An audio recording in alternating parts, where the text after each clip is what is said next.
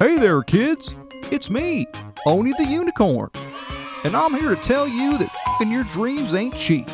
In fact, it costs a ton of cash to do. So that's why me and the Oh No radio show need your help. Just go to the website displayed below and hit us up with some cash, yo.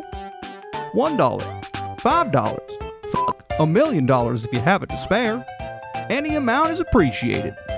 Well, I gotta go because these dreams ain't gonna fuck themselves. See ya!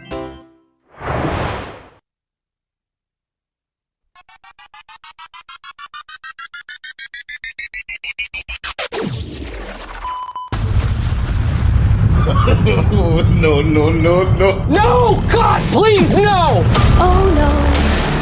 Oh no! Oh no.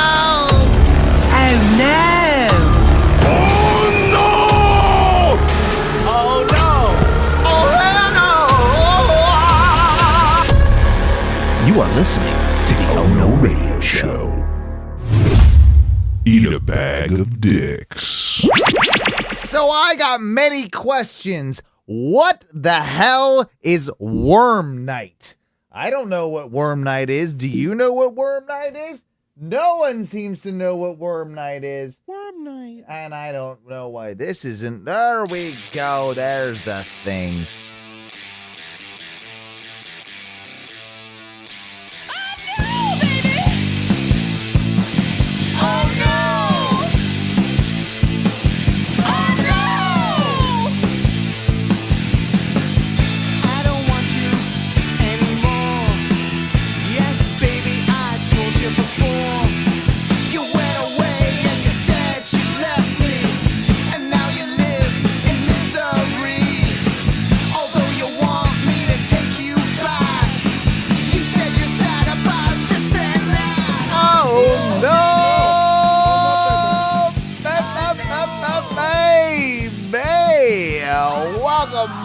Welcome again to another edition of the Oh No radio show. I gotta get my glasses because I can't see anything.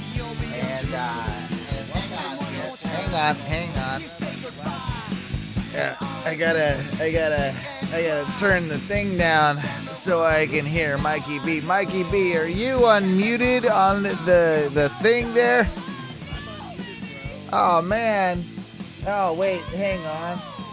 You're why are you so quiet? Why are you so quiet on the thing? Oh wait, there's what? Yeah, talk now? Oh, now I can talk? Oh wait, hang on. No, still quiet. Hang on. Let me Oh wait, let me pull that one Nearly down. a decade of professional podcast. Over a decade of professional podcast. Yeah. Oh well, I mean, 2010. We've been doing this a long time. You'd think I'd figure it out by now, but you know. And now to tell the joke that I tried to tell 3 different times, you look like my lesbian aunt. Oh, good. Is she hot? Because I'm pretty. I feel like I'm feeling. I mean, you do look sexier now. Yeah. Do I? I feel like I'm the sexiest I've ever been in my life. Quite frankly. I feel like if you got rid of the beard, you'd be sexier. Yeah? You think I need to non-beard? It's just such a stark contrast right now between your insanely platinum blonde hair and your dark patch beard. Yeah. Well, I mean, my dark patch beard is, I think, what kind of gives the I don't know. I'm a fan of the difference, you know, the stark difference of the blonde to the. Me and Teresa were actually talking about it today. It's a thing where Teresa goes ahead and she helps me with she buzzes my head, right? Like my wife buzzes like so I don't have to spend so much money on haircuts all the time, right?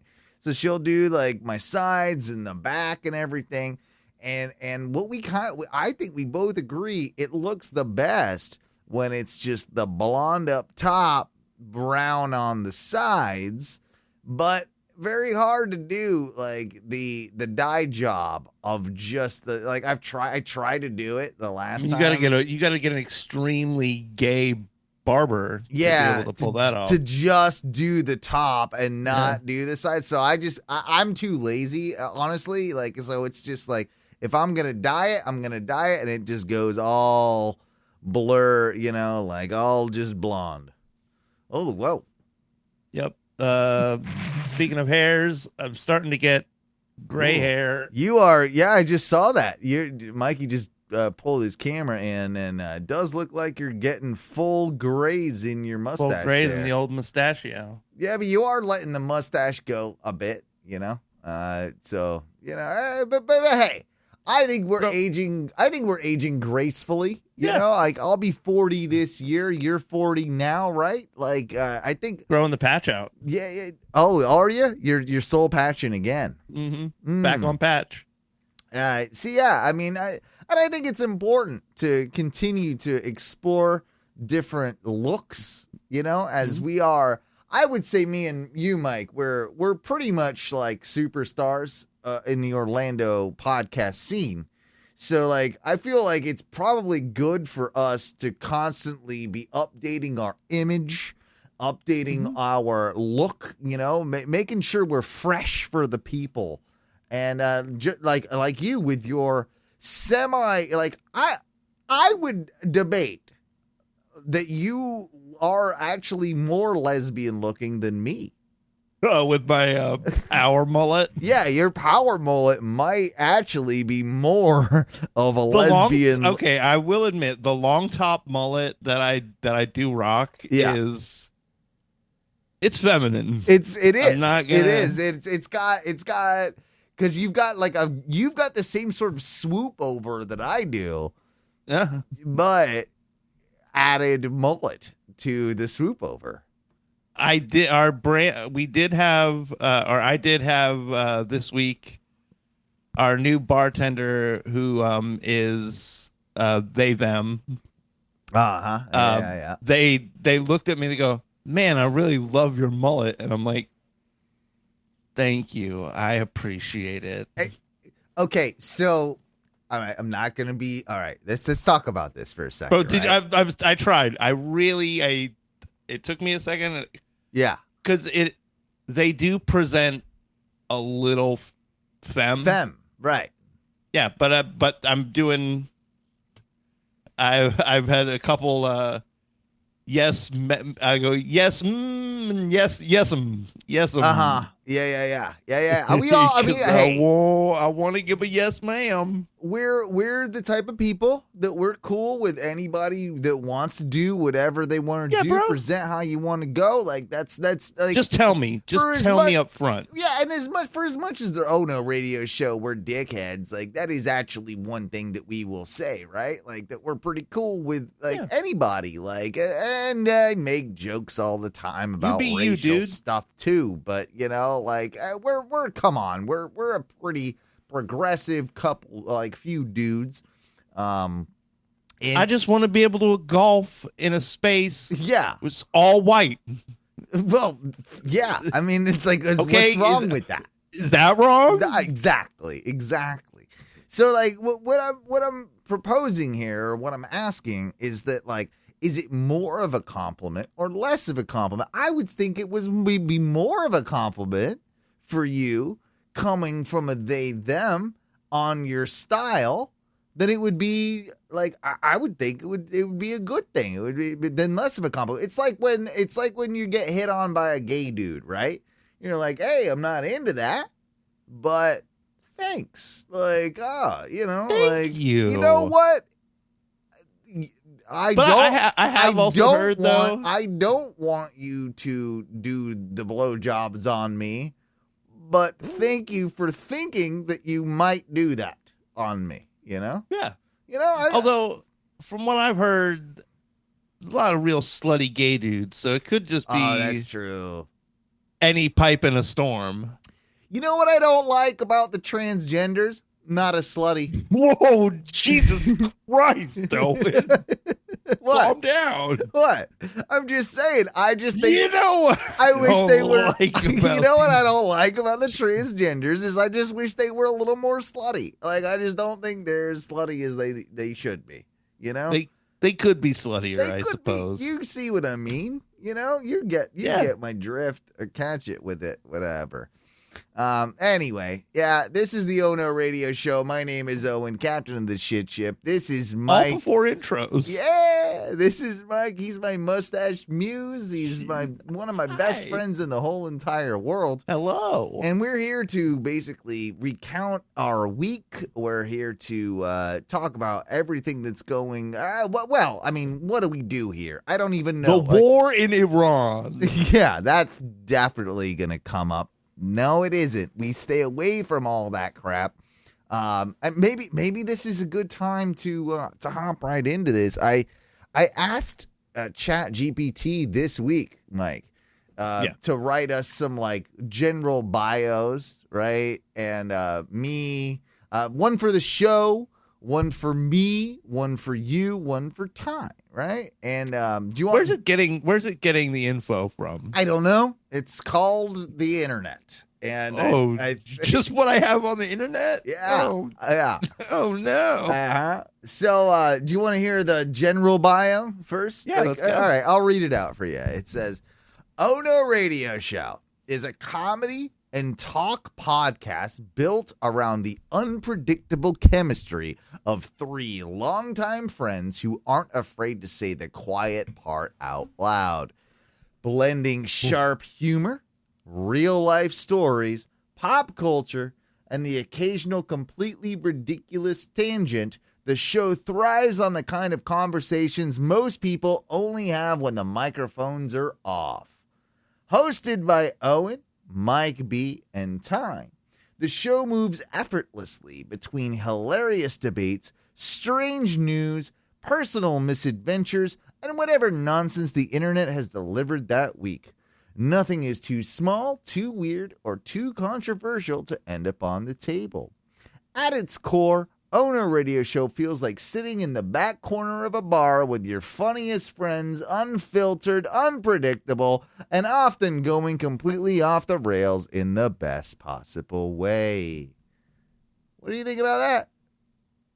I think they're I think the internet's being real generous.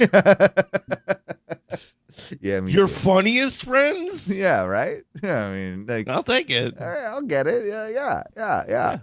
I mean, I'm not mad at this. I'm not mad at it. I forget what comedian said it, but he said, like, you know, there's people who, it's like occasionally some people get a joke in here or there, but there are people who are literally, it doesn't matter what room they're in, they're the funniest person in the room. Without being like straight up stand-ups. Which none of us are. Yeah, I mean, like, is what you're talking about, like being like those people that are often considered like, oh, they're the stand-up. Like, you often hear that phrase, or like the comedian type thing. Like, yeah, I think who are some of those people? Now I'm trying to think of it. Like, there's often like Louis C.K. was often described as that. I think, right? Like, kind of. He was a. He's one of those comedians that other comedians are like, oh man, that guy is like, he's got the stuff. Yeah, like, he's so good.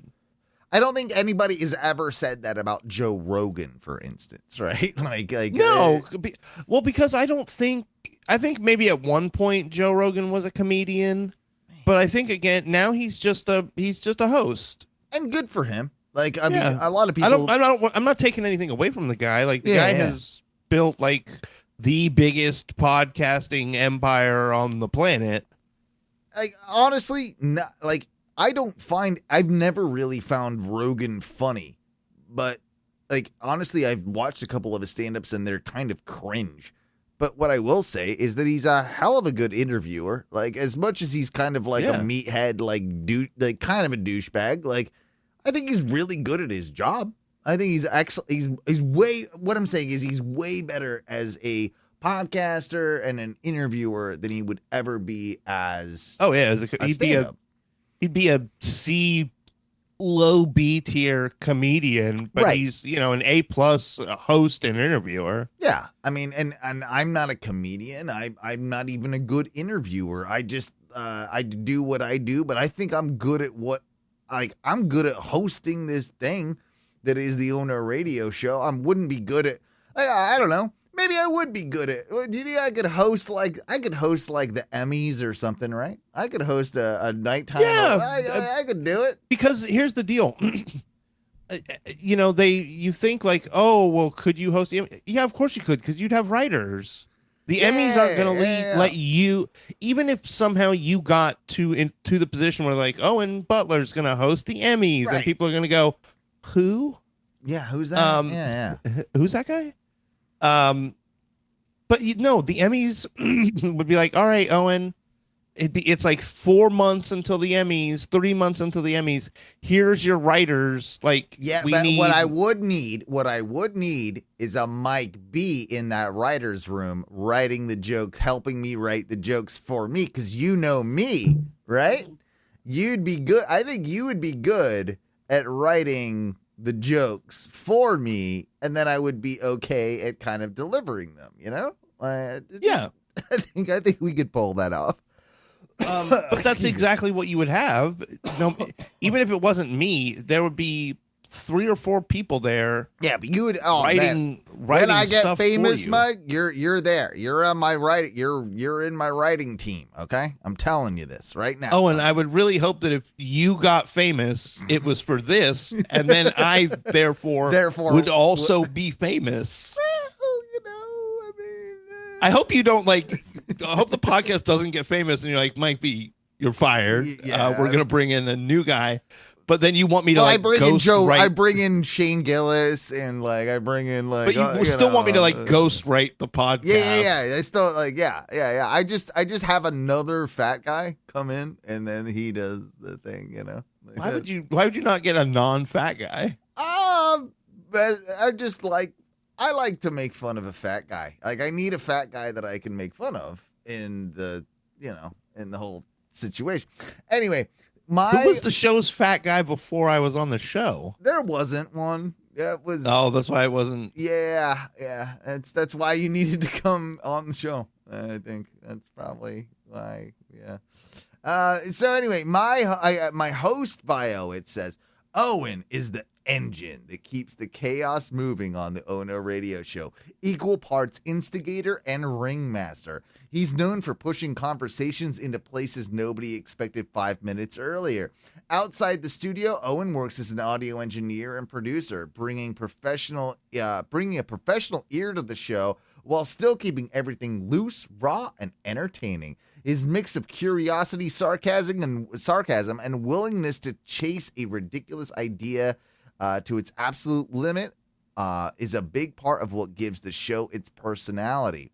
Whether he's steering the discussion, telling stories, or throwing out a topic guaranteed to derail the conversation, Owen keeps the show moving and everyone on their toes. How you feel about that one, Mike?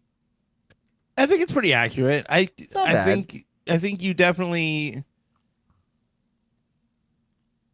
are you do kind of guide everything. I am a ringmaster. Yeah, I'm a ringmaster. I didn't like that they said that. I think that was unnecessary. I think that's very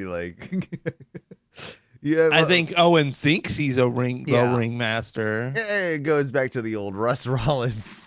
I'm the ringmaster. I mean, you currently don't have sleeves. Yeah, I mean, I'm pretty much the new guy. I mean, I am the monster of the morning. If you know what I mean. I mean, you might as well just be Owen the Love Sponge. Yeah. That's kind of what I've been going for. Do you want to hear yours?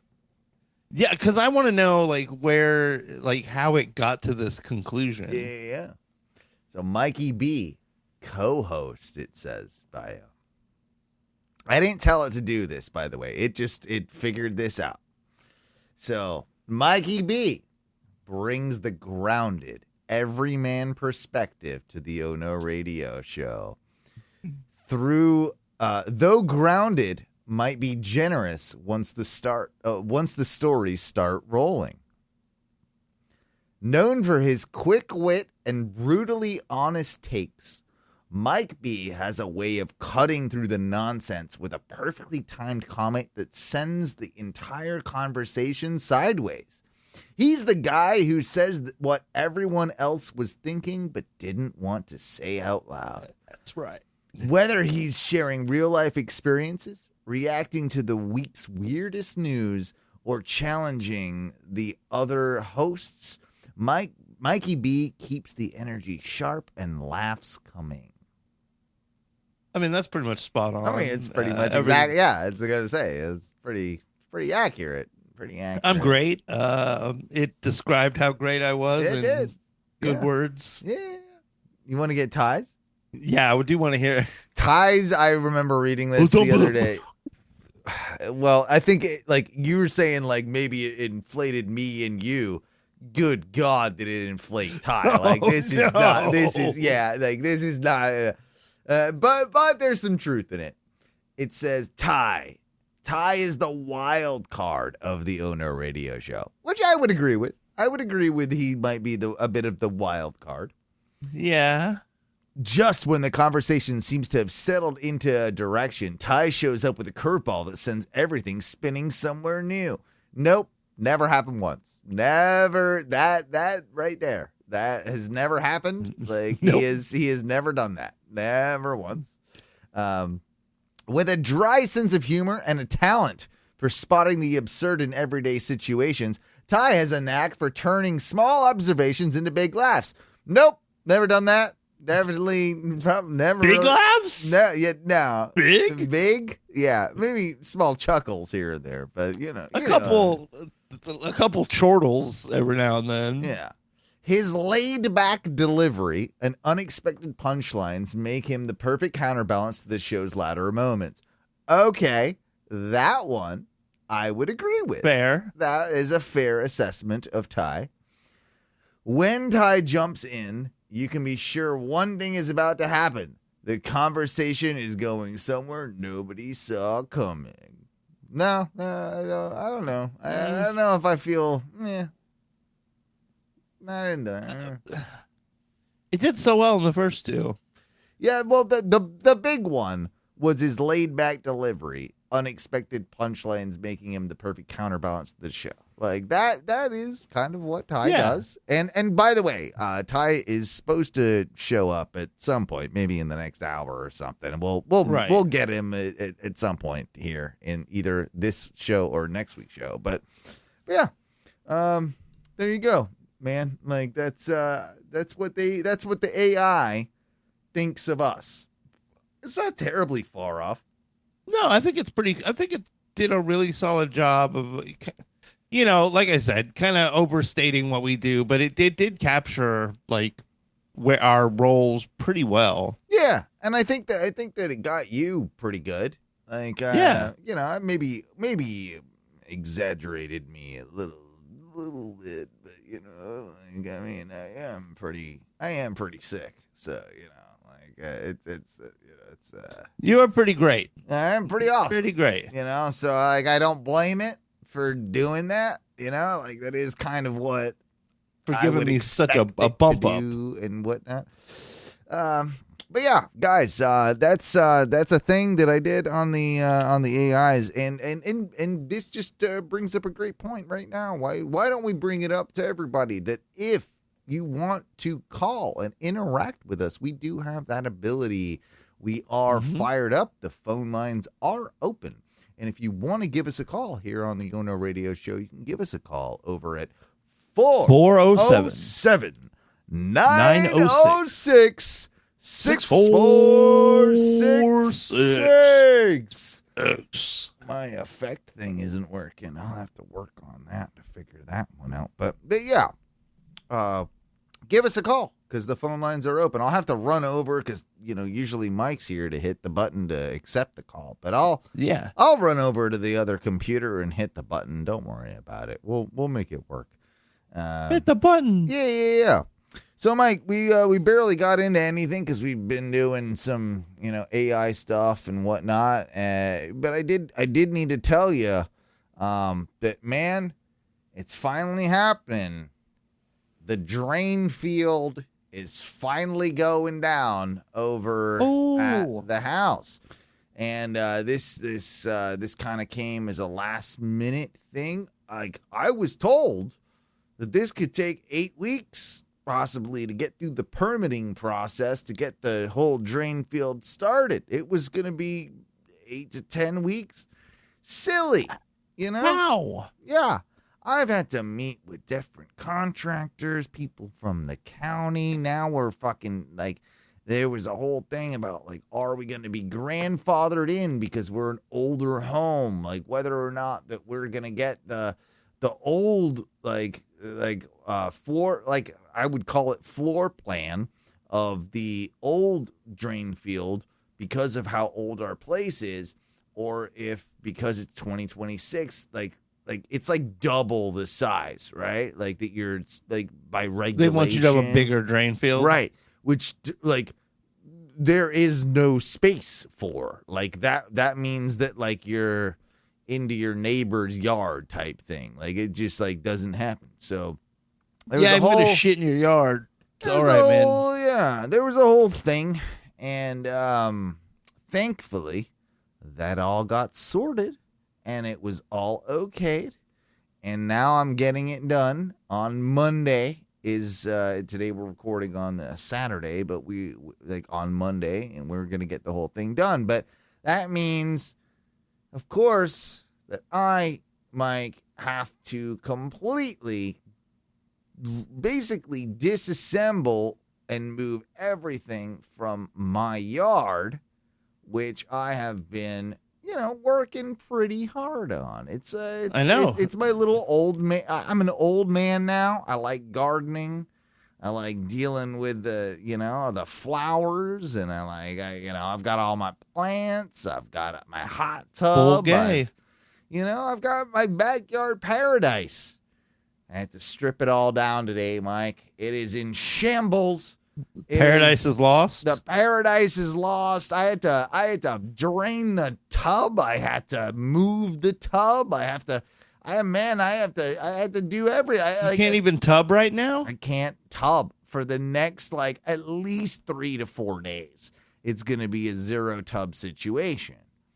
So are they going to just be coming around the house just digging up your yard for days now? They are going to be me and my Mexican friend Freddie are going to be working on the fence tomorrow so that we can make it a modular slight fence so that we can just basically pop one bit out and it can move over so that the equipment can go into the yard, take care of the digging. There's going to be a lot of digging and construction equipment for going in for my new drain field.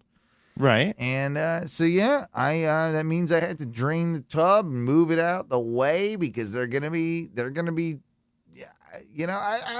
I probably could have left the tub, but decided I needed it out the way, because I didn't want all these redneck septic people messing up my inflatable hot tub, with all the rocks and stuff. What if while you're gone, one of them just decides to take a little dipperoo? Well, there's that too. Can't be having that. So, Mike, it's been a stressful day or so, a couple days, and making sure that now I got all the stuff. It's like screaming in my face in my porch, and now I got this empty yard with all the flags in it. It's just a mess over here. So I'll be honest with you. I'm excited to not have to deal with this because it's been a thought. And when I got the call, it was on like Thursday or Friday from my landlord telling me like, hey, they're actually going to do it. We got approved, whatever.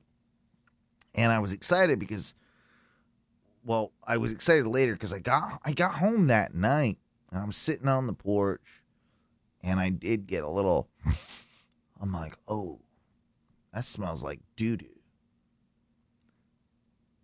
Doo-doo coming up out of the yard? I feel like I got, and it was like, I only smelled it that one night, but I smelled a doo-doo and I smelled a pee-pee smell on 2 different occasions, which means that I don't think things are going good down in the undergrounds by my place. You know what I mean?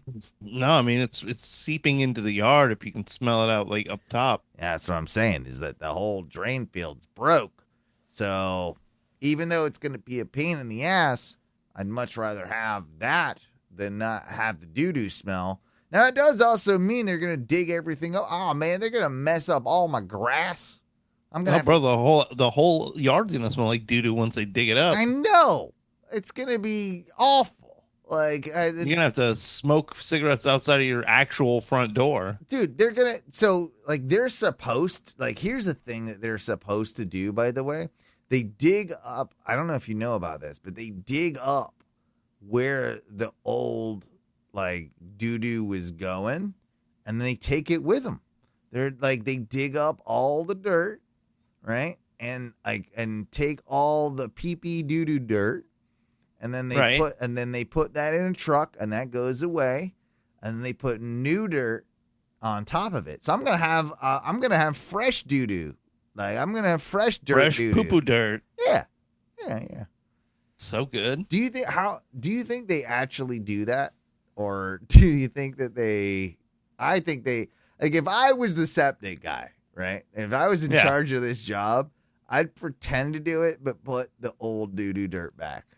You know? I would come through with like a tiller and just till it all, mix it all up and aerate it a little bit. You wouldn't know. Really get that doo-doo smell out there. Yeah. And then, I'd probably just smooth it over and be like, voila, new dirt. Because it's Florida. Once it starts raining, like your grass is going to grow back. It's going to smell like doo-doo anyway. It smell like shit anyways. Yeah, like whatever. It's a thing. Who cares? So, but go ahead. Sorry. I'm gonna say there's probably, I bet there's probably like really strict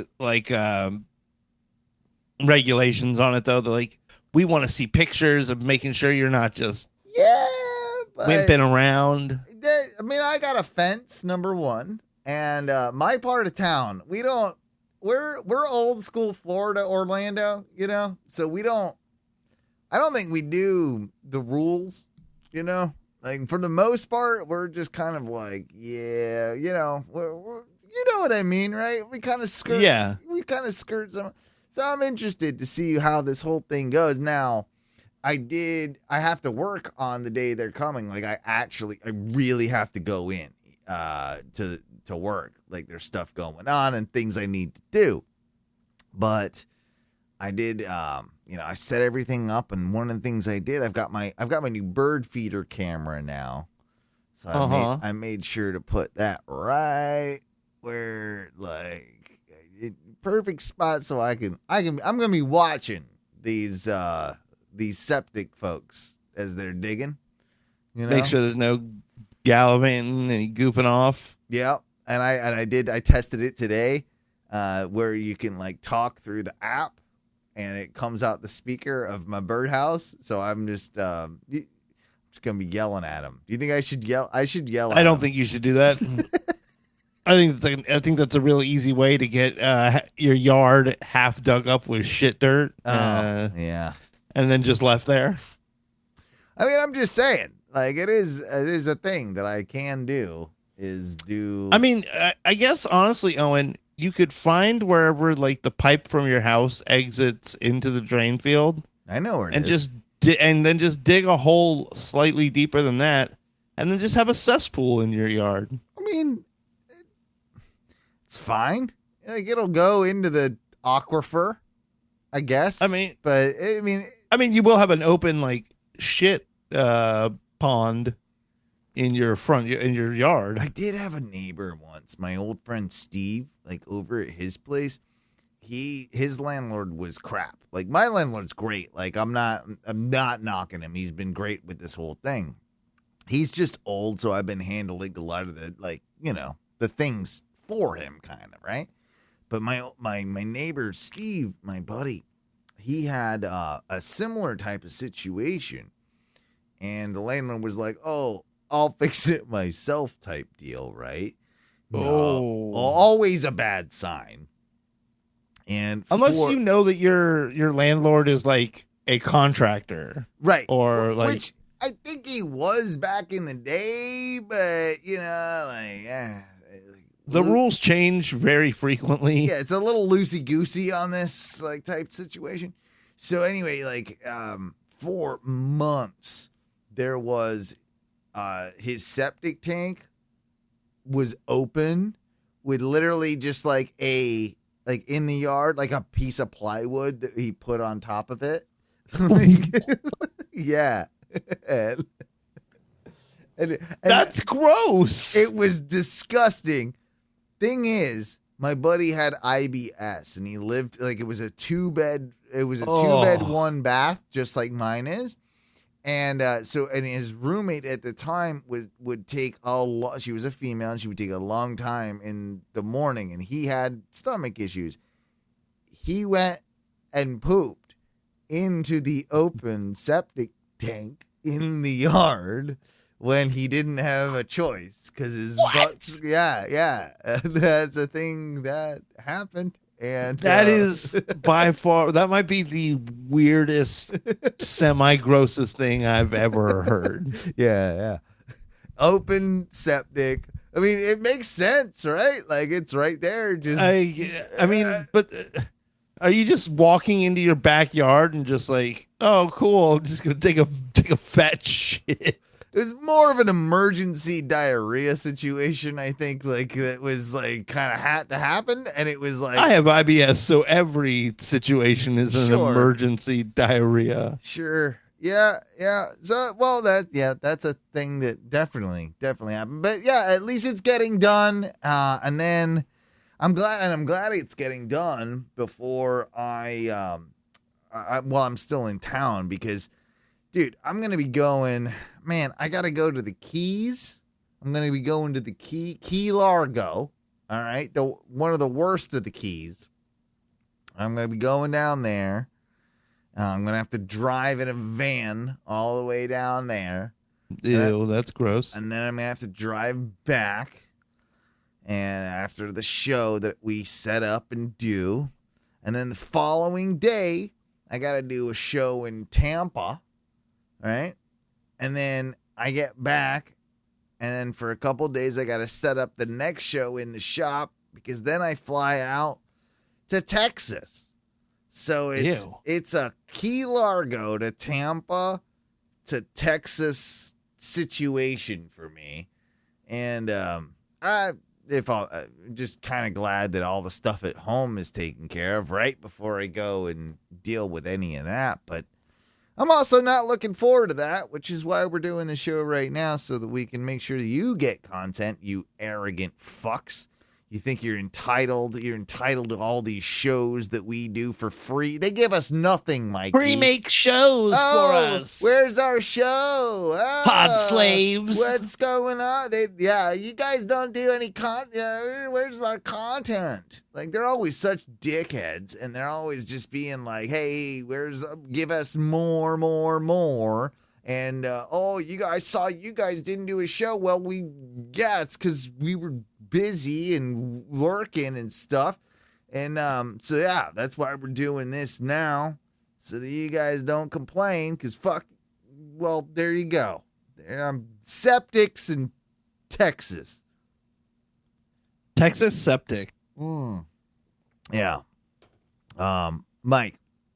Yes. I heard sitting on my porch, and this is a thing too. It all ties into it, right? I'm trying to enjoy the peacefulness of my backyard paradise for one last night. Before it's just totally strewn apart. Correct. And I start hearing something that I haven't heard at my place kind of ever. You know, it's coming from afar. What is this? But it's kind of like, wow, it's just like aggressive and loud. It basically sounds like as if Black Flag is doing sound check down the street. What? Yeah. I'm not joking. Dude. Okay. Yeah.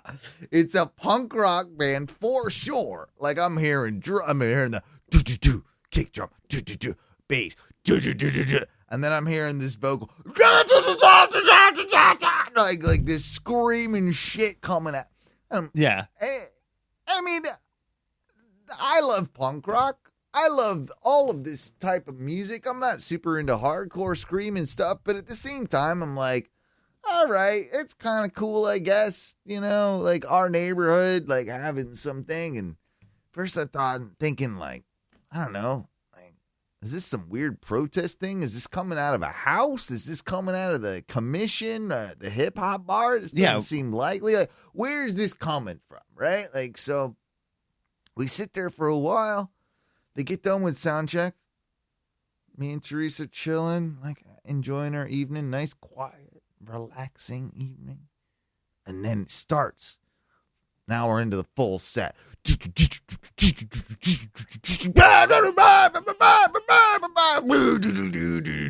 Yeah. Right? And it's just like, oh, okay. So again, I'm not mad, but I'm kind of like, it's a little egregious here. It's like, a little late. It's like, well, it wasn't that late. It was like, what was it? It was probably started like 8 o'clock, maybe. 8. It's not egregiously late, but it's evening time. Yeah. And again, we were like, Teresa's like better than at this than me. She knows like everything that's going on in our little community, like Lake Davis, Milk District, like Curry Ford West, and like she knows if there's like a thing going on, always knows it, right? This one, nope, no idea. And when we went to even go look online to see what the hell was going on and try and figure it out, nope, like not really any postings or anything. And so we're like, okay, so there's like, it's all odd that we're hearing like this punk rock band coming from like the, more commercial district down the street from us. Yeah. We know nothing about it. Usually the neighborhood knows these things. And so we're like, okay, fuck it. Like, let's grab a beer and let's go figure this out, right? Let's just at least walk down and figure, like, see what's going on. Yeah, let's see what's going on there, right? Like, yeah, cool. So we walk down to the end of the road, and man, all of a sudden we notice it is way crazy, like cars everywhere. Like it is people trying to park, like super busy, people walking up and down, like yeah, people walk in our neighborhood and stuff, but it ain't like that. Like it ain't all of a sudden we turned into downtown, right? Like there are people everywhere, like trying to cross the road, trying to get into this thing. And then we notice there's this huge, like I would describe it as a, like a farmer's market type situation. A street market maybe is the better street night market. Yeah, but that's the thing. It was a street night market, and it was a very different situation, Mike. And this ties back into something we talked about earlier. There's a lot of the LGBT QIAs, but a lot of them were like the T's, a lot of that, right? Trans, right? And then a lot of them were. Is there an F in there? Because for furries. Oh, I thought you were gonna say the F word for gays. I'm like, it's the first. It's like one of the first two. Oh, I know that one. No. But the furries, like the. I don't think that's included in like the named portion. They're not on that flag with all the colors. They got enough of them. Like you figure they throw a furry on there. Well, I think they're part of the Q, which stands for like queer society. Okay. All right. So there's a lot of. But I think the thing is, like, even a lot of furries will tell you, like, there's nothing inherently sexual about furries. Okay. those people Which are I wrong. Those disagree people with. are wrong. And those people are lying to either themselves or us. Like, there is definitely, I think, a sexual connotation.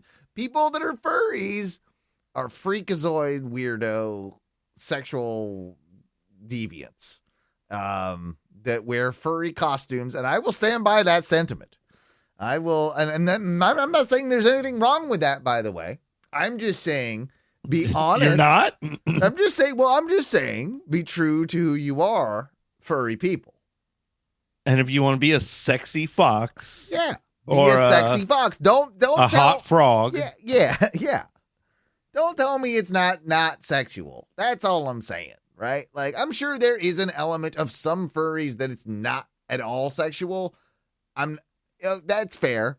But I'm saying that there is some element of furries, I think most of them, that are your fursona does have tits. Yeah. So there is something inherently sexual about it. Mikey, thank you for agreeing with me for once. Like, for once, like, we are on the same page, right? On this one. You did like put a bulge in your dragon costume, like where normal dicks are. Your dragon dick is huge, by the way, and like it's impossible, really big. It's impossible not to see. So like, inherently sexual. So me and Teresa, like, we're like, oh, like, we get there right as like the band is ending its set. But we see like there's people waiting across the roads. Like, it's a lot of younger people than us. Like, I mean, I'm turning 40 this year. Teresa's 2 years younger than me. I'm sorry, Methuselah. What the fuck is wrong with you? But we feel like old, right? Like, instantly, like, with the people you don't have like two nose rings. Your hair is only dyed blonde. It's not. Thank God purple. I was wearing my pink mode tank top and I had my hair blonde. Oh, like, they already thought you were I fit right in. Honestly, the F word for gays. Yeah. They were like, "Oh, this guy fits right." But in all seriousness, me and Teresa were kind of looking at each other and we were just like, "This isn't for us. This is." Well, they thought T just met a brand new, just came out lesbian. Could have been, right? Maybe I'm taking her along with me. She's my friend, like that. Yeah.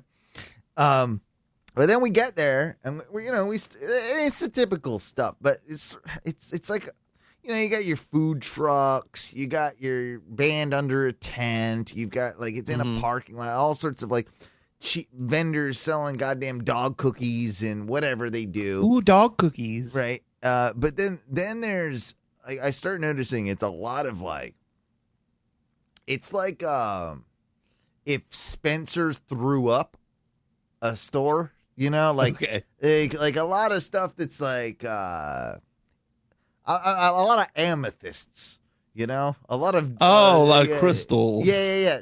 Like starts seeing a lot of that type of, a lot of. Wait, were there any booths with art in them? Okay, so there's a lot of art, and then I started seeing the art, and most of the art was very anime-ish, and and very kind of like, I mean, stuff again, not for me and Teresa, stuff we're not into. And then we kind of turned a corner, and then it opened up to even more of these like little booths and stuff, and we got handed a flyer, and then I figured out what we were actually at, like what the event actually was. And yes, guys, it was called Worm Night. All right? What? Yep. Okay. So you're going to help me figure this out live on air because I need you to get your typing fingers on here soon. Worm Night. This was the second annual Worm Moon celebration. Okay? Worm Moon? Look up Worm Night Orlando. And look up something hosted by, I think you're going to find something over at Goblin Market or goblinmarket.com or giving them a plug, I guess. But Worm Night And I think it will have something that. Have you found it? I mean, I found Worm Night. Okay. Right. So I want you to help me out with this. GoblinMarketFL.com. All right. Thank you. Oh, I guess since it's already happened, like it's not, the page is done, like down. Oh, man. So, but okay. You're at least seeing the goblin thing. Yeah, I went to Goblin Market. What the fuck ever. So, okay, fair enough. But here's the deal. There were people wearing wormy things. There were there were definitely a lot of furries there. There were a lot of anime, a lot of that stuff. And I figured, I'm like, oh, worm must be some like acronym that I'm not like familiar with. But I don't know, Mikey. I am confused. And I was really, really hoping that you or someone in the audience could help me figure it out. What is Worm Night? Again, there obviously is a transgender aspect to it. Not saying there's anything wrong with that. There's an anime thing. And then I started trying in my own head. I was like, I've heard the term weeb before. Is that like an offensive term? Do people identify as a weeb? And that hold on. Maybe worm W would be like weeb or something, right? Is it like that? But I was honestly, I was in the situation feeling like I wasn't hip to a joke or knowledge of something that everyone else knew, and it kind of made me feel ostracized, right? And I'm not saying that they were trying to ostracize me. It was just like, man, I feel old. What is Worm Night? Why I can't it's like if you're in on the joke, you only know if you get it type thing, right? And I'm trying to get it, but I still don't know. So if anybody can help me with what Worm Night is, and again, promoted by Goblin Market and a ton of different vendors, help me out. Help me out. Apparently, from everything I can find, it's literally just a worm-themed oddities market featuring local art, food and drink, live music, and drag. But I think there's more to it with the community that they're not explaining. I think why would it that if it was just that simple, then why is it like a haven for? And I'm using this term. I'm going to use this term nicely. Weirdos, because I'm a weird. Well, I'm a weirdo, right? I like the fact that weirdos can get together and bond over something weird. That is cool to me. But I don't know anything about it. So why were all these weirdos attracted to this worm thing, and why was it this worm thing? And I think it's literally just it is just the theme of the market this time. I think they probably they've done two of them. They've done two of them. Second annual Worm Moon celebration. All of the vendors are all kind of amethysts and goddamn Mystic Sugar Works, for instance, and Worm and Fuzzy, Ash Garden Shop, Paper Ghastly. They're all weird. They're all weird things. They're basically Etsy shops. That's all they probably are. That take physical form. Okay, that's fair. The one thing I did find that sort of I don't know if this is related or not related, and I wanted to throw it at you.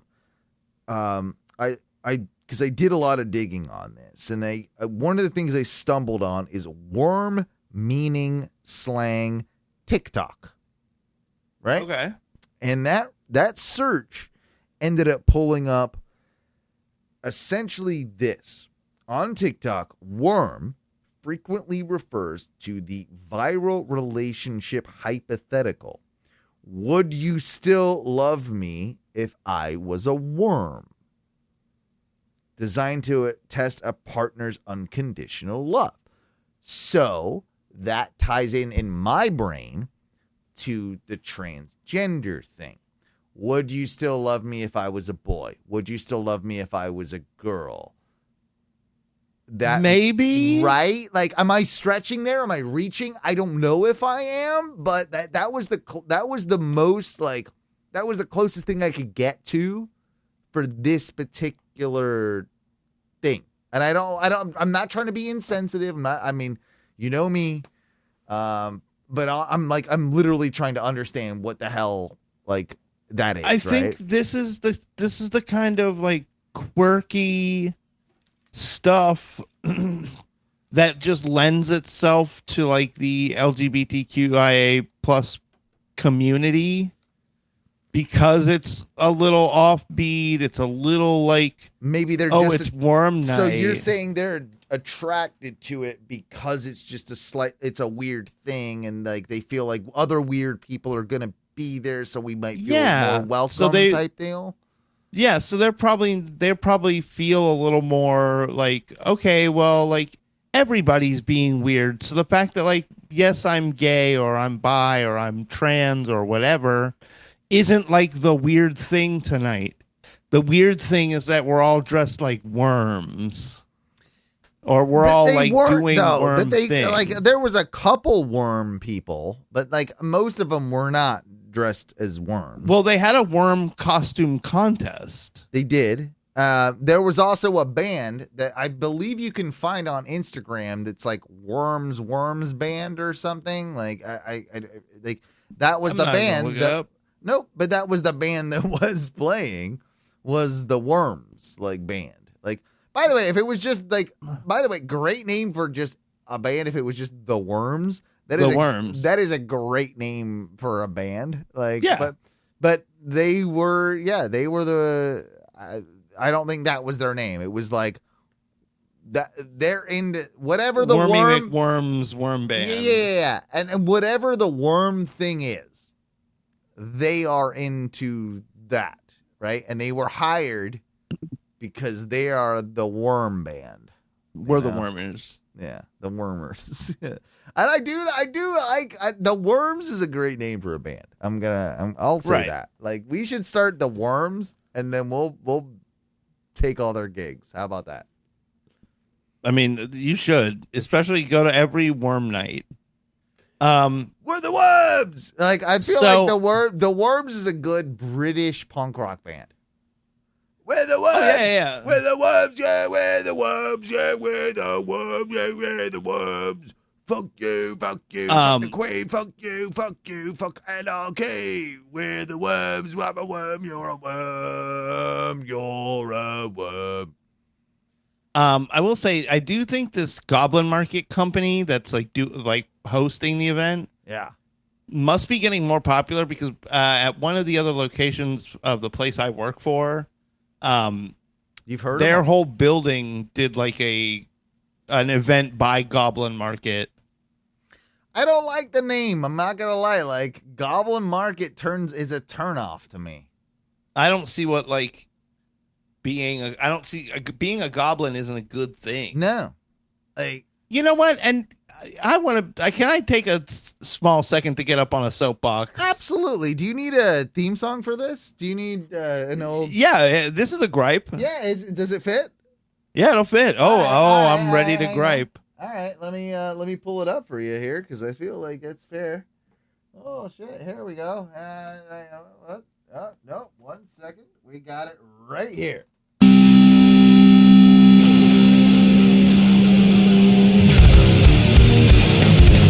Max Max!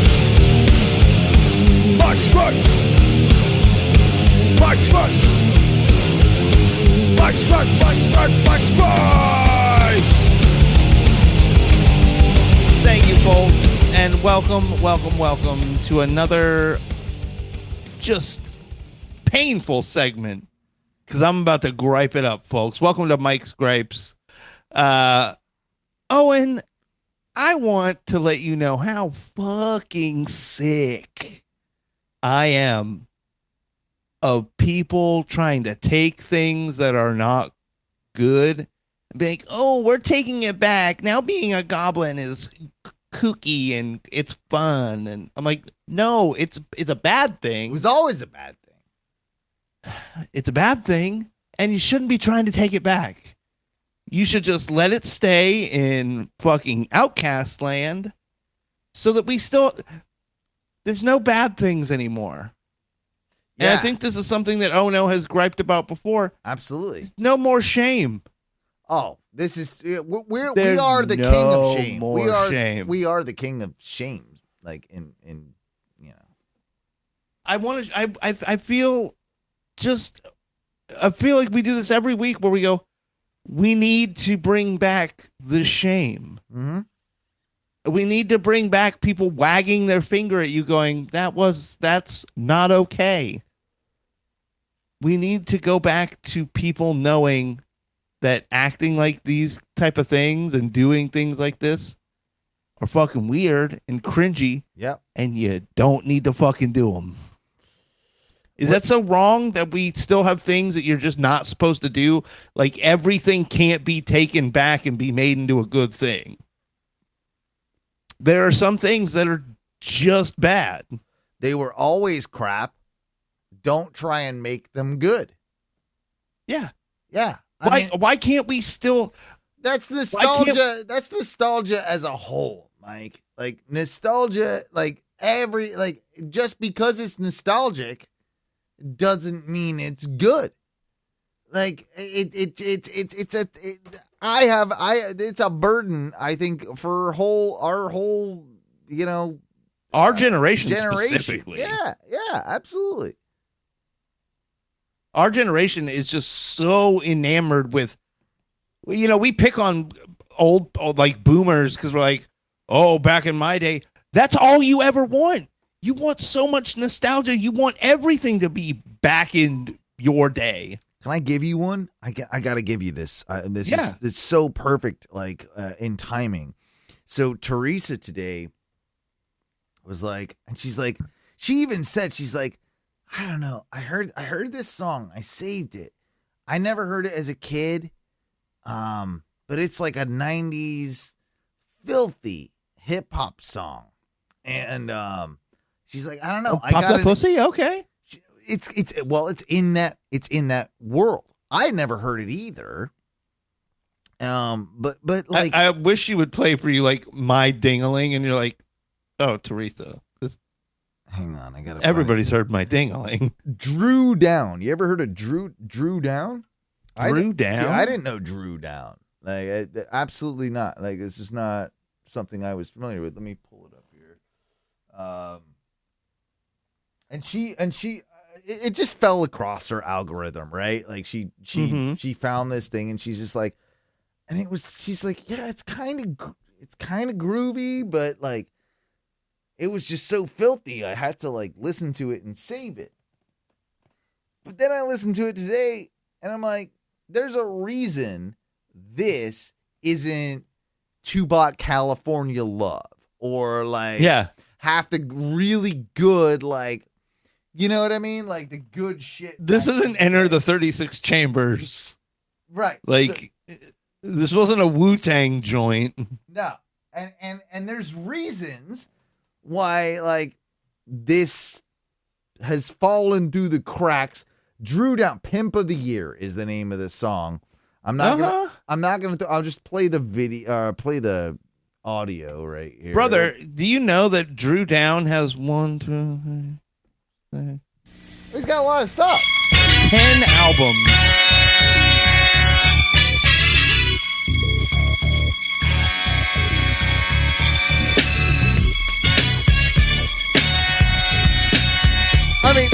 Okay, so it's not bad, right? Like, like when you hear it start going, you're just like, okay, it's that. It's like I'll jam to it, but I'm not. Boom, boom, boom, boom, boom. Right. It's very kind of, and this is the sort of thing I'm telling you. It's like, give it up, give it up, give it to me. A Big Mac, capitalized double D shake, and this song, so I'ma get sick with it. Give me drink and bomb and let me get with it. Yeah, cause I'ma be the biggest Mac of the year. Going around making hits like this here, cause a brother is strong.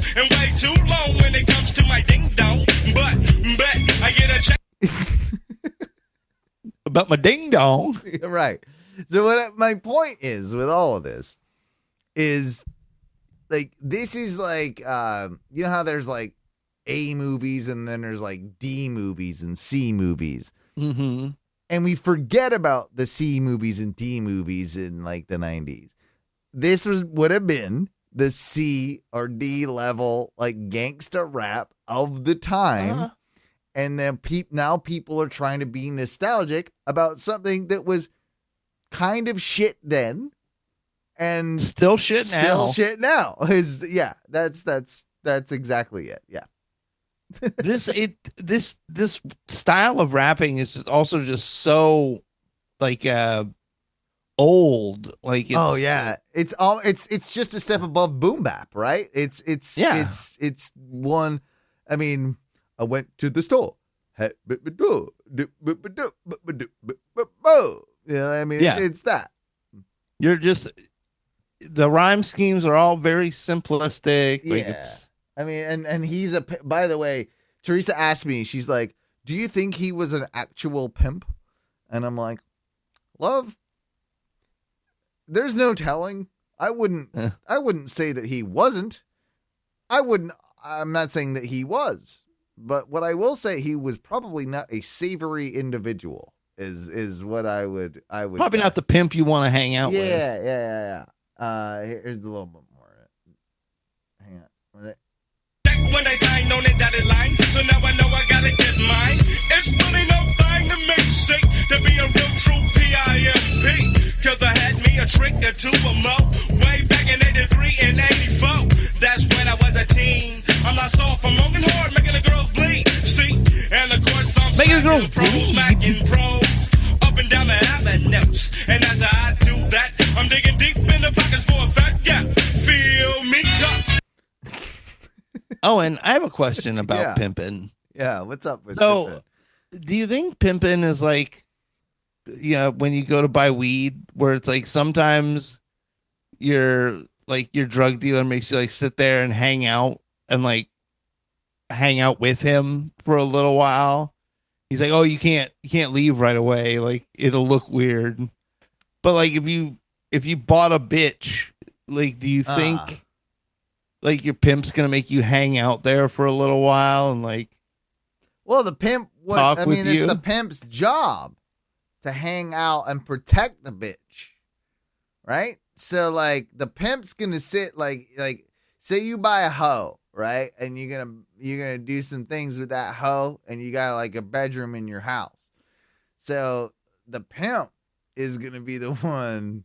He's gonna be. Does he like come to your house? Yeah, he comes with the hoe. He comes with her, and then he sits outside the room to make sure that there ain't no problem. And then that's like high level hoe, right? But like, like basically the pimp be like, hey, if there's any issues, you call me, hoe. And then the pimp deals with the what they call him, the John. The John, yeah. Yeah. And then he comes and deals with him. He's like, you don't I'm the only one that's allowed to slap around my hoe. You can't. Yeah, you can't slap no one. Stop slapping my hoe. That's my hoe. You don't slap her, and you give her the money because that's my money. He's like the protector of the hoes. That's what the pimp's job is. Mm-hmm. That explain it? Yeah. I just didn't know if like the pimp would like want to hang out and like talk with you or like. I don't think the pimp wants to talk with you and hang out. Like the pimp's I remember like, hey, get this done quick type thing. Like he's gonna go like if you're banging his hoe, he's gonna go hang out, have a chocolate milk from your fridge. Well, I don't know if I'm gonna be able to like eat some nut of your as Cadbury's fast. Eggs. I don't think I'm gonna be able to bust as fast if I know there's like some pimp in the next room just listening to me have sex with this woman. This is part of the life. This is part of the pimp life, man. Like this is like, and they share hoes. I think they share hoes from time to time. Like the pimps, they'll be like, "Hey, you can have this hoe," and then I'll, and then their trading cards. Yeah. And then I think they have their own way. I think it's part of the pimp code that they have their own way with like the hoes, right? So like they get like that's like it's like when you're a drug dealer, you get to smoke a little extra weed, you know? Like they get to they get to partake they get to partake in their thing that they're doing there. I think. I don't know. Maybe that's what I would like to think that like as a pimp you at least get maybe a blowjob every now and then. I would see that's where I would be like, that's what I would want, if I was pimping, I'd just be like, hey, let's get the morning routine going and then move on from there, Like I wouldn't be aggressive about it. I think I'd be a quality pimp. A nice pimp? A nice pimp, Like a little. I think my margins would be probably pretty fair. Yeah. Like, considering I'm not giving up my pussy, like, if I'm just collecting off the top, like, give me 15% on the top. And... I mean, 15 sounds low, but I would, I'd be more of a 45er, Whoa! Yeah. You're taking, like, most of their profit. Well, I'm doing most of the work. I'm doing the pimping, okay? In fact, I think your hoes are probably going to leave your stable once they see the nicer pimp Mike B come through, and they're like, Mike B only has 15% margins. I'll be telling him like, don't go with that guy. He smells. He's gonna get you only with smelly client. My clients that they're with, they're gonna be like high end. Like your clients, they're gonna be mullet wearing fat people. Like they. But they're all kind guys. They might be nice, but mine are like good-looking businessmen. Like I don't know. Like it depends on the hoe, I guess. Depends on I think what the hoes are gonna want some like overweight, chubby, nice guys. We'll do the trade. Like we'll see. Like does your hoe want fat people or classy people? And we'll just see which ones. Well, you get also, and... I'm also gonna say this. I would probably keep a stable full of thick girls. Oh yeah, yours would be thick. Yeah, for sure. Yeah. You do a solid. Mine would be just like baddie Latinas, like a whole stable of baddie Latinas. Like is where I'm going. Yeah. Hot mamacitas. Yeah. Oh yeah. That's where I'm going. Like with that. Like that's clearly what They at the end of every like encounter they'd be like, "Thank you, Poppy," and I'd be like, "Whoa!" Like a little what is her name? Rosie. What's that one from the '90s? Rosie something. Remember her? Oh, I don't know. Yeah, she was always cute. I liked her. Anyway, Rosie O'Donnell? No, not that one. Rosie. She was in like one of them basketball movies. She was always the spicy Latina. Like you find her like yeah. Did we just start a pimp business by accident on the show? Rosie Perez? Yeah, her. Oh yeah. Rosie Perez is good. Oh shit. Yeah, dog. Yeah, come on. Rosie Perez. Come on. Yeah, she's bad. She's a bad bitch.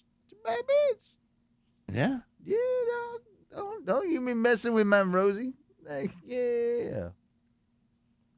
All right. Hold on, I gotta. Let's see. What's Rosie? What did Rosie Perez look like in the 90s?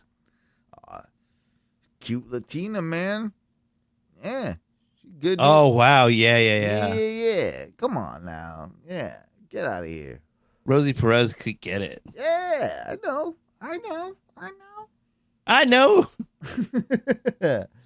I thought Ty was gonna be joining us. Maybe we'll have this. All right. I want to bring one more thing up, then we'll take a break, and then hopefully Ty will join us for a second segment here on the ONRS Radio Show. How about that, folks? Yeah. Well, it's just basically your next show for the week because I'm gonna be out of town and I gotta do things. So there you go. Out of town. Yeah. So here's the thing that I thought was crazy, man. Because I was in my hot tub the other night, and I made a big mistake. And Pooped in the hot tub. Well, didn't poop in there, but I got this thing, like Teresa bought it for me for Christmas. It's like a hot tub tray, and it clips onto the side of the hot tub. Like it's got like a spring, and it's like a whole thing, right? It's got a cup hole. It's got cup holders. Meg, you'd love it, right? It's like a cup holder thing, and I can put my phone there. I can put my beer there. I can just be chilling, and I usually put my smokes and all that, and then I'll be chilling in the hot tub. And I've been experimenting with different places to put it, and I put it like in a different place than I usually do, a little further down, and I'm doing one of the moves where you like I'm usually sitting back, I'm usually sitting back, relaxed, but sometimes I like to do the move in the hot tub where it's kind of like the arms dangling over the edge. You know what I mean? Like you're kind of dangling over the edge. I'm checking I'm playing with my phone. And I think I got my phone in my hand, my beer's over here. And I'm checking my phone, and my arms are over the side, like I'm doggy style, if you will, right? Like I'm face down, I'm floating, ass up. That's the way you like to fuck. Yeah, and I got my arms around, and I do a move, goofy bastard, and I swing my right arm around, and I crack my thing. My table, like my holder. Now it's got my phone. I'm holding my phone, but it's got my smokes. It's got my Views pen. It's got my weed pen, and it's got my beer, and all of that does a tumble into the tub. Oh, it's a lot, man. It's a lot. And it was, by the way, fresh pack of smokes. One smoke had been smoked out of it, right? So instantly I pull that out. I'm like, well, that's trash. Like that's, like there's $10 down the drain. Because smokes are expensive now. I don't know if you know this, but it's like I don't smoke, so no. It's like $9 a pack. Like it's not cheap. So I'm like, fuck, like there's, and that's gone. My White Claw is sitting there just like bubbling bobbing, and like, well, okay, that's, I think I don't. Whatever. Yeah, okay, it is what it is. And then I got my weed pen, pull that out. I'm like, well, and it's this one. It's this guy right here. You see this guy? You know this one? Oh no! Right. So this guy goes boom, bottom of the thing. As does one of these. Like the I when I'm not smoking my cigarettes, I need my nicotine, and I do these they're Views vape pens, right? And so that one goes to the bottom too. And one of the pods in there is about the same amount, like one pod is about the same amount as like a pack of smokes. So like that, it may be a little less in money wise, but it's like, yeah, they're like $6-7 like a pod, like one of them fucking little pods. Yeah. So it's fresh pod, fresh smokes, fresh weeders, and all of them go sinking to the bottom. Ooh. And you know what? It's crazy. I was able to pull, like, the smokes, obviously, they're dunzos. The cigarettes, right? They're toast.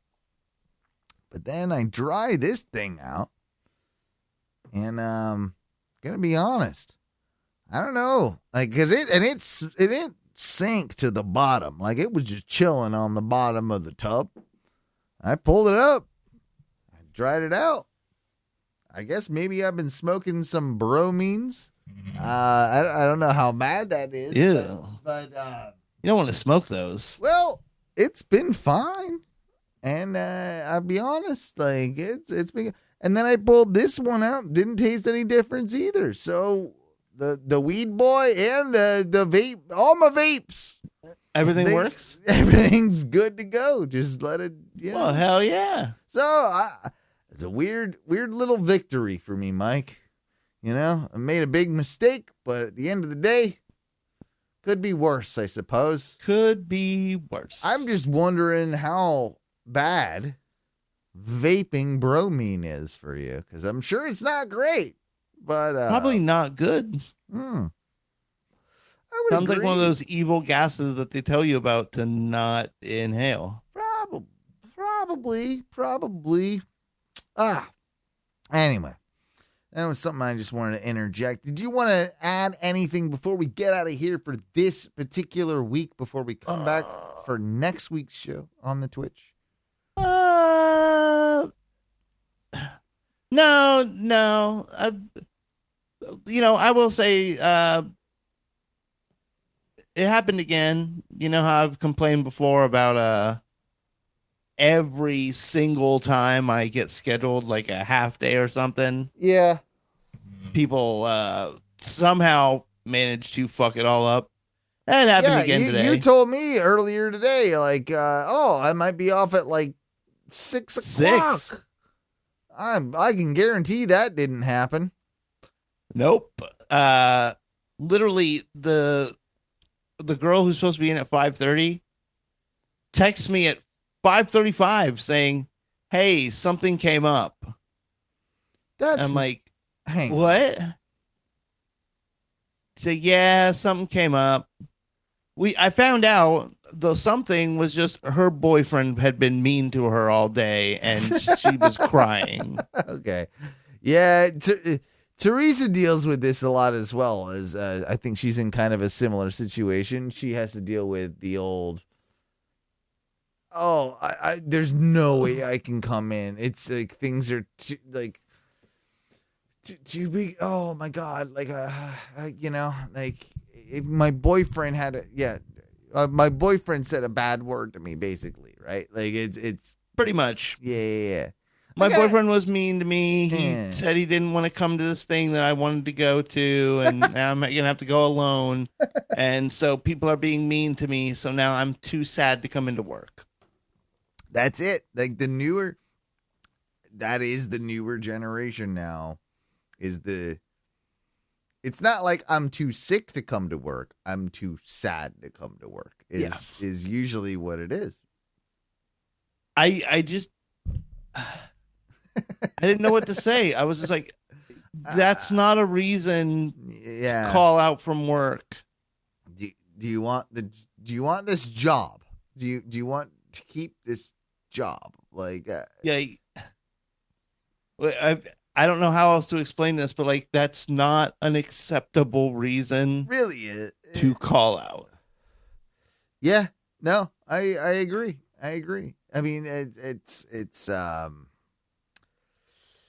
that is the new generation, for sure. I've seen it on my side. I'm seeing it with Teresa, and yeah, like there's this whole.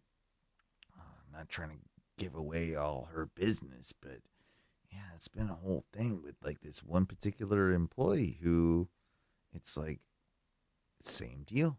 Me and my boyfriend had an argument. I can't come in today. I'm just too overwhelmed. And it's like, okay, like I get it. Like it sucks, but how are you going to live life if this is what happens every time you guys have a minor argument? Do you want your job? Like you can do that once, maybe, but then third time, like, no.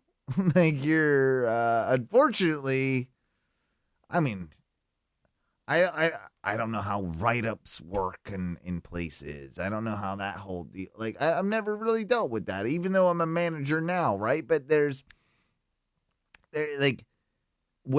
I'm just thinking of when, like, I used to call out for just being a drunken asshole all the time, right? Like, I'm hungover, I can't come in today.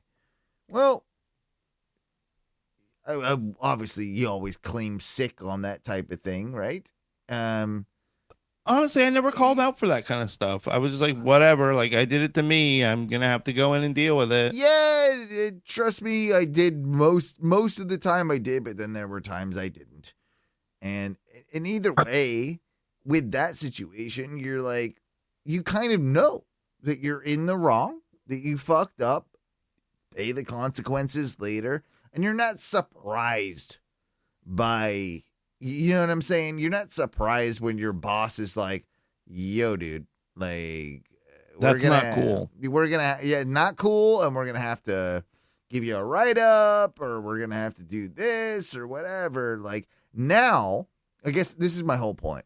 Now, with like the, oh, I'm just, my feelings are hurt type situation.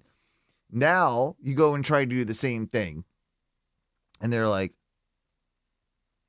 they push back because how dare you? Like, I'm going through stuff. This is mental health. Like that. I mean, don't like my mentality is like, I get it. Like, we should be better about mental health to a degree, but there's a job to do. There's a person that needs to be there to open the facility that is being scheduled. If you cannot do that, I don't feel like you get right. Am I crazy here? Am I like, no. Like they don't like it's, dude, it is. The new generation, it's hard to lead. It's hard to bro. Have you ever tried to punish this new generation? Ugh. They treat you like everything you're upset about is like a bro. Chill. It's not that serious. I'm like, right. This is attendance. This is literally one of the like core serious things about having a job is your attendance. Show up. Like most jobs in 2026, you work at any company. You don't have to do much more than just show up and do the bare minimum. And they'll be like, this guy's got the it. Shit. Like, he's got it. Yeah. Yeah. I've told plenty of my employees and my bosses, like, oh, bro, my superpower is not like being insanely better than everybody. Like, yes, I have more experience, but like my superpower is just being able to show up every day and be consistently here and never calling out. Well, and that's why you are a good employee. That's why you will always have a job, and that's why, you know what I mean? Like that. Like you say it's a superpower, but in this day, like that's as a joke. But in this day and age, it's not really. Like that's actually kind of accurate. Like because so many people don't. God, we should definitely have a bit of a laugh about all of this in due course. But thank you guys for listening to this first portion of the show. We'll take a break. Yeah, we're going to take a little break. I did want to say, oh, by the way, I know I wanted to lighten things up, but we do need to send a shout out to I believe her name is Emily. That is Mark Hales' daughter. Mark Hales. Mark Hales is a great friend of the show, and Emily is kind of stuck and trapped, and I believe it's either UAE. UAE, yeah, as all United Arab Emirates, I believe, and she's making I wouldn't say light of it, but she's definitely putting on a brave face in the spite of staying positive. It sounds in the spite of being in the midst of a lot of let's just say it, missiles and crazy shit that are happening over in that region of the world. And as a friend to the Owner Radio Show, I just wanted to give a shout out to not only Mark but Emily as well, and be safe, and get back somewhere safe too. Yeah, that's all. That's all. That's a. I know that's a bit much, but I did just want to.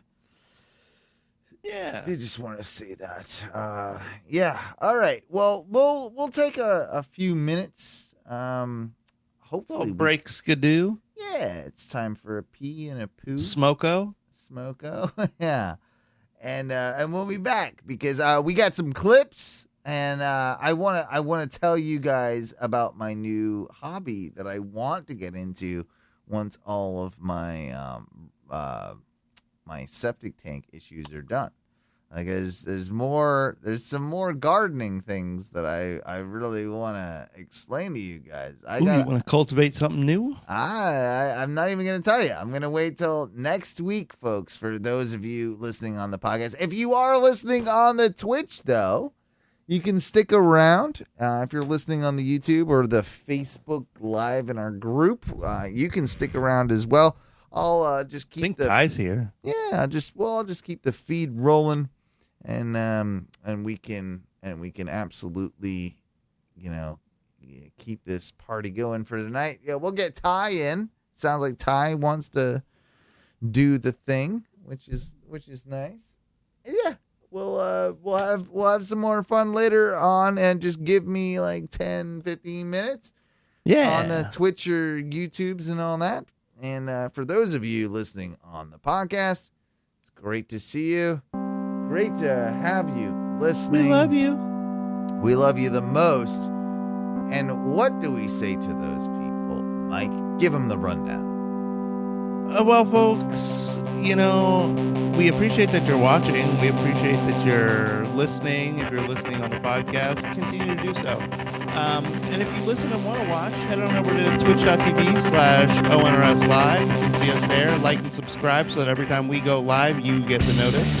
Same thing with the YouTube. Head on over to Ono Media. Like and subscribe there. That way, anytime we go live on a broadcast, you get the notification. You know to watch. Absolutely. You can always call us and leave us a voicemail, even if we're not live currently, at 407-906-6466. Leave us a message. Talk to us. We'd like to hear it. We'll play it. We promise. Or maybe we won't. Always will. It's not your show, and we'll do whatever the hell we want. Yeah, it's kind of our deal. If you want to kind of let us know what you think, head on over to Facebook, facebook.com/group/Ono Radio Show. Nailed it. Let us know what you want to hear. Talk to us. Talk to us on there. Leave us some memes. We like memes. Yeah. And you know what? If you already do so much of that, the very last key to the puzzle that we have going on right here, patreon.com/ONRS. Go there. Leave us some money. That's the big one.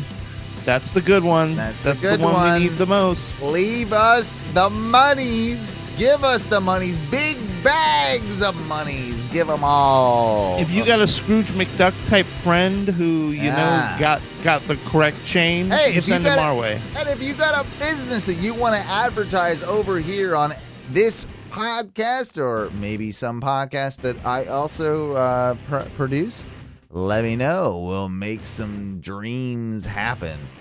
That being said, what do we say when we get out here, Mikey? Fuck your dreams. The thing, it ran out. The music. We talked too much. I guess so. Twitch, chill out. We'll be back in a few. Yeah, I'm a poop.